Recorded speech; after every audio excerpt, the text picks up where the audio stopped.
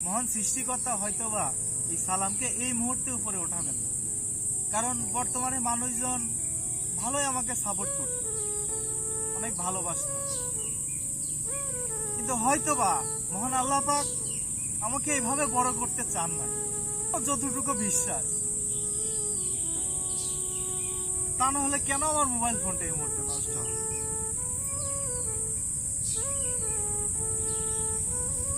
মানে এমন কোন দিন, এমন কোন রাত আমার বুকের মধ্যে কান্না চাপা রাখি না, কান্না করি নাই, আমার ভিতরকার হাসি আনন্দ সব মরে গেছে।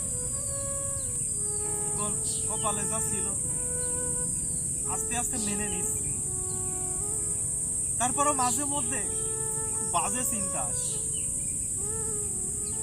এত পরিশ্রম করে, এত কষ্ট করে লাভ হলো, দিন শেষে সব বৃথা। আর মোবাইল ফোনের দরকার না, আমার ডাটাগুলো দরকার ছিল, সেটাও কোনোভাবে সম্ভব হলো।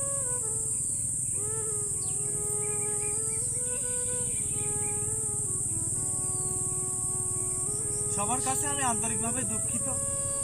আপনাদের কারোর কাছে যদি কোনো ভুল করে থাকি, কোনো বাজে কথা কিংবা কটু কথা বলে থাকি, আমাকে মাফ করে দিবেন। আসসালামু আলাইকুম।